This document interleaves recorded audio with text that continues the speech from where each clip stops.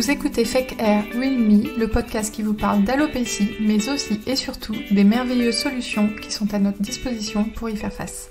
Le but ici ne sera pas de s'apitoyer sur nos pauvres crânes clairsemés, mais plutôt d'apprendre à vivre avec cette pathologie et peut-être même à en rire. Et si vous aimez les contenus légers et informatifs sur l'alopécie, n'hésitez pas à rejoindre la communauté Comme un diadème sur YouTube, Facebook et Instagram.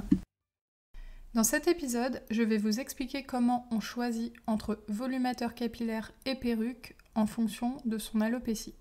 Alors je vais d'abord commencer par expliquer la différence entre un volumateur capillaire et une perruque parce que c'est une question que j'ai super souvent, donc je me dis que ça doit pas être si évident que ça. Donc en fait, un volumateur capillaire, c'est une prothèse capillaire partielle. Donc en gros, pour faire assez simple, c'est un peu comme une kippa, vous voyez, une calotte quoi, mais avec des cheveux dessus. Ça se clip avec des clips. Bon, c'est quand même plus large qu'une kippa, parce que si c'est aussi petit qu'une kippa, c'est que la base n'est pas assez large. Mais bref, c'est une prothèse capillaire partielle qui va se clipper sur le dessus de tête. Ça peut aussi s'appeler un dessus de tête d'ailleurs. Et il y a des cheveux dessus et ça va venir recouvrir partiellement votre alopécie et ça va se mêler avec vos cheveux, ce qui va faire un résultat super naturel. Vous pourrez vous attacher les cheveux, ça va se mixer avec vos propres cheveux. Une perruque, c'est une prothèse capillaire totale. Ça va prendre toute la tête, ça va aller de la base de la nuque au front, ça va vraiment recouvrir toute la tête. Bon, généralement, les perruques, les gens savent ce que c'est. C'est plus le volumateur capillaire qui, du coup, est une prothèse partielle à clip que l'on clip sur le dessus de la tête et qui va prendre, je sais pas, peut-être un tiers du crâne en gros. Si vous avez envie de visualiser ce que c'est qu'un volumateur capillaire par rapport à une perruque, je vous mettrai en description une vidéo où j'ai bien montré la différence entre les deux parce que comme je vous ai dit, c'est une question qui revient super souvent sur mes réseaux, donc à un moment j'avais fait un point, je vous la mettrai en description. Maintenant, la question, ça va être comment on choisit entre un volumateur capillaire et une perruque en fonction de son alopécie, parce que ça va être deux types de produits qui sont assez différents et qui ne vont pas être forcément adaptés aux mêmes personnes. Donc je vais vous décrire un petit peu dans quel cas on choisit l'un et dans quel cas on choisit l'autre. Alors, un volumateur capillaire, ça va être adapté pour toutes les alopécies type androgénétique et toutes les femmes qui ont encore suffisamment de cheveux. Donc suffisamment de cheveux, ça veut dire quoi ? Ça veut dire qu'il y a quand même assez de cheveux pour clipper un volumateur. Par exemple, moi, si vous voyez comment je suis sur les réseaux, j'ai une alopécie quand même très importante. Un volumateur capillaire, pour quelqu'un comme moi, ça peut encore largement suffire. En fait, tant qu'il y a des cheveux pour clipper, c'est bon. Et donc moi, pour les personnes qui ont une alopécie androgénétique classique, de stade, on va dire classique, c'est-à-dire bien avancé, mais pas non plus complètement chauve, je vais plutôt proposer un volumateur capillaire. Pourquoi ? Parce que c'est des pièces qui sont légères, donc déjà commencer par une prothèse capillaire partielle, psychologiquement, c'est un peu plus simple parce que vous avez vos cheveux, vous les mélangez avec vos cheveux, ça vous change pas complètement, même en termes de densité. Donc j'ai plutôt tendance à proposer ça tant qu'on a encore assez de cheveux sur la tête. Par contre, c'est vrai qu'il y a des femmes qui ont des alopécies androgénétiques très très très avancées si elles sont quasiment chauve sur le dessus du crâne, mais quand je dis quasiment chauve, c'est qu'il y a quoi ? Il y a 10-15 cheveux, on voit vraiment le crâne, et en gros, le clip, il va clipper sur seulement 3-4 cheveux, quoi, enfin, sur quasi rien.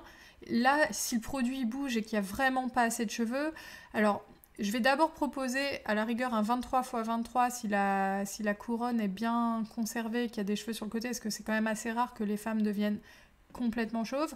C'est assez rare que je sois tombée sur des femmes qui ont tellement plus de cheveux à cause d'une alopécie androgénétique qu'elles ne peuvent pas se permettre un volumateur. Mais c'est vrai que plus l'alopécie avance et plus au bout d'un moment on va aller vers la perruque.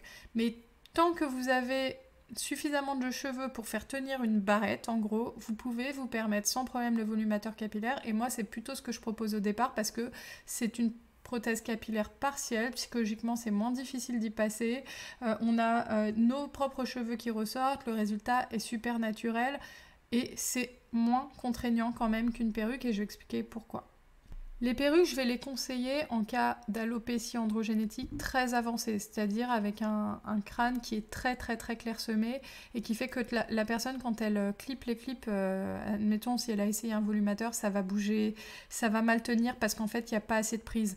Si elle essaye avec un 23x23 et par exemple que ça ne passe toujours pas, moi souvent quand je reçois, ça m'arrive de recevoir des photos où vraiment il y a une alopécie très très importante. Plutôt que de lutter et passer par le 23x23, si vraiment c'est important, je me dis autant passer directement à la perruque quand on sera plus confortable et voilà. Ensuite, je vais souvent conseiller la perruque en cas de trichotillomanie parce que ce que j'observe des clientes que j'ai qui sont trichotillomanes, quand c'est des cas très importants, souvent elles se retirent les cheveux sur tout le dessus de la tête et de manière, on va dire, assez intensive. Du coup, ça fait pas comme une alopécie androgénétique, ça fait un crâne qui peut être tout chauve. Donc en fait, on a la bordure frontale qui est intacte, mais on a l'arrière, on a toute la zone du crâne où il n'y a plus du tout de cheveux, et du coup, là, on va pas pouvoir clipper. Donc en fait, je vais plutôt conseiller une perruque dans un cas de trichotillomanie, mais aussi dans un cas d'alopécie totale, une femme qui est complètement chauve, qui a une alopécie totale, évidemment, je ne vais pas lui conseiller un volumateur puisqu'elle ne va pas pouvoir le clipper. Dans ce cas-là, je vais conseiller une perruque. Je vais également parfois conseiller une perruque en cas de pelade, là ça va dépendre des gens. Il y a des gens qui vont avoir une toute petite plaque de pelade, je sais pas, de la taille d'une pièce de 2 € ou même un peu plus grande, qui va pas forcément être au niveau des clips.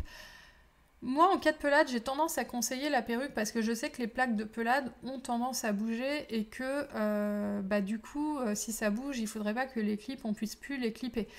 Il arrive que j'ai des clientes qui ne soient pas prêtes psychologiquement à passer à la perruque, elles ont juste 1 ou 2 plaques de pelade, dans ce cas-là, je leur dis voilà, essayez le volumateur, si ça clippe bien, vous pourrez le porter. Il ne faudra pas hésiter à bouger, à découdre les clips de place si à un moment la plaque de pelade se retrouve dans un clip, mais il y a quand même 6 clips sur un volumateur, même si vous en clippez juste pas un, c'est bon. Mais c'est vrai qu'en cas de pelade assez importante et surtout en cas de pelade qui est en cours d'évolution, parfois ça peut aller assez vite, je vais plutôt conseiller une perruque parce que j'ai pas envie de conseiller un volumateur si la personne 3 mois après elle a les plaques qui ont tellement évolué qu'elle est obligée d'acheter une perruque. Maintenant, si la pelade est stable depuis plusieurs années et qu'il y a largement assez de cheveux autour pour clipper un volumateur, voilà, en fait, n'hésitez pas dans ce cas-là à m'envoyer même des photos. Moi, en fonction de ça, je peux vous dire, je peux vous conseiller. Mais moi, j'ai des clientes qui ont des pelades et qui portent des volumateurs sans problème. Mais elles savent qu'au bout d'un moment, il est possible qu'elles soient, entre guillemets, obligées de passer à la perruque. Mais pour une première intention, pour une première fois, c'est vrai que passer au volumateur, ça peut être plus simple. Mais si c'est une pelade qui est vraiment importante et en train d'évoluer depuis les 6 derniers mois, là, je vais vous dire passer directement à la perruque parce qu'en fait, volumateur capillaire ou perruque, souvent on se bloque sur le mot perruque, mais en fait c'est juste la même chose, quoi. Il y a un moment, c'est un complément capillaire qui est plus ou moins grand, mais il faut pas se bloquer sur perruque parce que c'est une perruque en fait. C'est la même chose. On dissimule une alopécie avec des cheveux qui sont pas les nôtres. Après que la pièce elle fasse 20 cm de large ou qu'elle fasse toute la tête, le principe est le même en fait. Je vais aussi conseiller des perruques aux femmes atteintes de cancer. Une femme qui va faire des traitements de chimiothérapie, radiothérapie, qui va perdre ses cheveux, elle ne pourra plus porter un volumateur capillaire. Donc en cas de cancer et de chute de cheveux liés au traitement, je vais proposer directement une perruque plutôt qu'un volumateur capillaire. Enfin, il y a un autre cas, c'est les femmes qui, comme moi, aiment aussi changer de coupe, changer de longueur facilement, qui n'ont pas envie de toucher à leurs cheveux et qui ont, je sais pas, déjà un volumateur capillaire et qui ont envie, pour le plaisir, d'investir dans une perruque. Là, ça peut aussi être un plaisir pour une soirée ou juste parce qu'on aime le produit. Moi, j'ai une copine qui a une alopécie androgénétique qui n'est pas pire que la mienne et qui portait toujours des perruques parce que elle adorait la densité qu'apporte une perruque. Il faut savoir qu'une perruque, ça apporte beaucoup de densité. Donc pour toutes les femmes qui ont peur de la densité, qui aiment pas avoir trop de cheveux, sachez quand même, une perruque, faut être prêt, quoi. Ça apporte vraiment une belle chevelure. Alors après, c'est pas choquant, hein, vous n'allez pas choquer dans les rues, mais c'est vrai que ça apporte une véritable densité parce qu'il y a des cheveux sur tout le tour de la prothèse, donc forcément c'est plus de densité qu'un volumateur qui va faire 18 cm de diamètre, quoi. Donc si vous aimez la densité, changer facilement de coupe de cheveux, que vous avez envie de vous faire plaisir, une perruque ça peut aussi être ça peut aussi être pour le plaisir. Bon, après, c'est un budget, hein, faut bien sûr avoir les moyens dans ce cas-là. Mais moi, j'ai aussi des clientes qui ont des volumateurs et qui m'ont acheté une perruque parce que elles savent que elles avaient envie, ça leur faisait plaisir. Parfois, avec leur premier volumateur, voire leur deuxième, elles deviennent un petit peu air addict et du coup, elles s'achètent une perruque pour le plaisir. J'en ai aussi qui font des stocks pour l'avenir. Et qui se disent voilà j'achète la perruque parce que comme ça si un jour je peux plus me permettre un volumateur, bah j'aurai la perruque. On se rassure comme on peut, hein. Donc voilà, j'ai aussi des configurations comme ça, mais voilà, ça arrive d'avoir des femmes qui achètent une perruque parce que elles sont passées au volumateur, c'est un volumateur qu'elles portent au quotidien, mais elles ont envie pour une soirée ou quoi d'avoir une perruque. Ça c'est aussi des configurations de clientes que j'ai régulièrement. Alors pourquoi moi, en cas d'alopécie androgénétique, j'ai tendance à plutôt d'abord conseiller le volumateur plutôt que la perruque? Alors moi je porte un peu les deux. C'est parce que je trouve quand même que la perruque c'est plus contraignant à porter sur de longues journées. Donc moi je travaille à la maison, donc une perruque je peux très bien me permettre de la porter 1 heure ou 2 pour une sortie, je sors 2-3 heures, je la porte, je rentre et si j'en ai marre je l'enlève et ça m'arrive parfois de la retirer au bout de 2-3 heures parce que j'en ai marre. En fait, si vous faites des longues journées de travail, il faut savoir qu'une perruque c'est quand même un peu plus contraignant, c'est moins léger qu'un volumateur. Donc l'été, ça tient plus chaud, ça prend toute la tête, donc en plus il faut s'y habituer quand même d'avoir quelque chose qui vous maintient toute la tête. Donc je sais que j'ai des clientes qui le supportent très bien, et d'ailleurs les clientes qui ont des cancers, qui ont des alopécies totales, etc., elles s'habituent, elles portent ça toute la journée. Mais c'est vrai que pour une cliente qui peut encore se permettre le volumateur, moi j'ai plutôt tendance à conseiller le volumateur. Après, je vais aussi conseiller la perruque aux femmes qui ne supportent pas les clips des volumateurs parce qu'elles ont un cuir chevelu très sensible, type des femmes qui ont des eczémas de contact, qui ont des grosses démangeaisons, qui ont des irritations sur le cuir chevelu et qui ne supportent même pas, par exemple, une barrette dans les cheveux. Là, je ne vais pas leur dire de prendre un volumateur capillaire, je vais plutôt directement les orienter vers la perruque parce que je sais que les clips du volumateur, ça risque d'être compliqué si déjà une simple barrette n'est pas supportée. Donc justement, ce que j'étais en train de dire avant de me couper moi-même, c'est que une perruque, c'est un petit peu plus contraignant à porter sur toute une journée, je trouve.